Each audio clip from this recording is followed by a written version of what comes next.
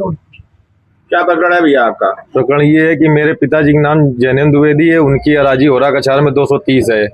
वहां पर जो लेखपाल आए थे, न नाप की न जोक की, मुझको फर्जी मुकदमे में फंसा दिया गया है।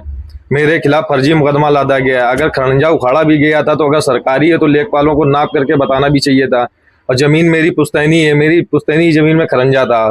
फिर भी ये लोग गांव के कुछ दबंग थे और कुछ अधिकारी हैं, जो लेखपाल आशीष सैनी और विपिन कुमार ने मेरे ऊपर फर्जी FIR करवा दी है। नहीं तो लेखपाल के अनुसार बताया जा रहा है कि निर्देश दिया गया था SDM साहब के यहाँ से। अगर निर्देश दिया गया था तो आप नापजोक करते, आके मौके पे फोर्स बुलाते, नापजोक प्रकरण करते। कोई प्रकरण नापजोक का नहीं किया गया, मेरे ऊपर जाके थाने से FIR लाद दी गई। सीधे कानूनों का कहना है कि वो हमने जो जिन लोगों को भेजा था, जो कि हम भी मौके पर गए थे, तो मौके पर सब टीम आई थी, लेकिन वहां तो कोई नापजोक नहीं हुई। तो इन लोगों ने कैसे कह दिया जमीन सरकारी है? तो बगल वाली जो जमीन चल रही है उस पे आपका मुकदमा चल रहा है, कोर्ट में विचाराधीन है। कोर्ट में विचाराधीन हाई कोर्ट में हमारा मुकदमा चल रहा है। 8 बिस्वे 14 बिस्वांसी पर मुकदमा कायम है।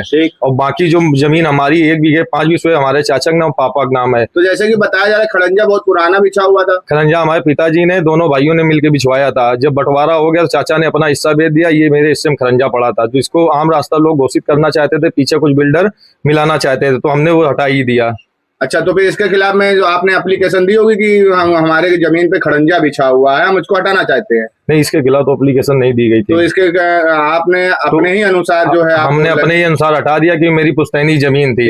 अगर सरकार को ये लग रहा है कि ये सरकारी खरंजा है तो उसकी नापजोक करते, नापजोक करके हर चीज देखी जाती और मुझको बताया जाता कि नापजोक में इतनी तुम्हारी जमीन आ रही। कुछ हमको बताया भी नहीं। तो जितने हेक्टेयर में खड़ंजा बिछा था जी, वो आपके ही हिस्से में है? वो हमारे पिताजी के हिस्से में है। इसके बाद भी जमीन अभी हमारी कम है। अच्छा जी, खरंजा भी हमारे हिस्से में, जमीन भी इसके बाद हमारी कम है। तो जो बिल्डर जो वहां पर काम कर रहे हैं और भी मकान बनवा चुके हैं, तो उन्होंने कोई रास्ता इसके अलावा कहीं नहीं ढूंढा था? इसके अलावा कोई रास्ता उन्होंने गांव से ढूंढा था, लेकिन हमारी खाली जमीन पर उक्त रास्ता इन्होंने घोषित करना चाहा। मेरी खाली जमीन पड़ी थी, तो इस पर कानून को और लेखपाल जब मौजूद थे वहां पर, तो क्या नपाई जुकाई नहीं किया? कोई नपाई जुकाई नहीं की। और अलग से जो विपक्षी लोग आके मारपीट में आमादा हो चुके, जिसके साज प्रूफ मेरे पास है, मौजूद है।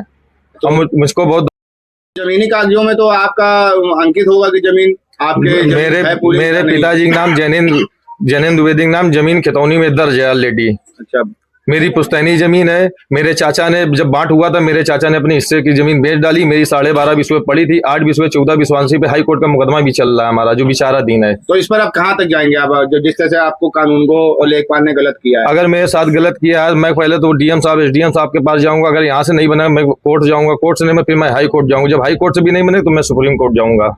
तो आपको सरकार से क्या कहना चाहेंगे? सरकार जमीनें कब्जा अगर आपकी हो रही हैं तो सरकार से हमारा ये कहना है कि मेरी जितनी पुश्तैनी जमीन, मेरी नापजोक करके मेरी जमीन निकाल दी जाए। मुझको ग्राम समाज की जमीनों से कोई लेना देना नहीं है। आपको लगता है कि आपको न्याय मिलेगा? न्याय मिलना होता तो अभी मिल जाता ना। न्याय कहाँ मिला? ये देख लीजिए, मेरे को फर्जी मुकदमा लाद दिया गया और मैं खुद पीड़ित हूँ। मेरे को कोई मुकदमा लाद दिया गया, मेरे पिताजी के ऊपर मुकदमा लाद दिया गया।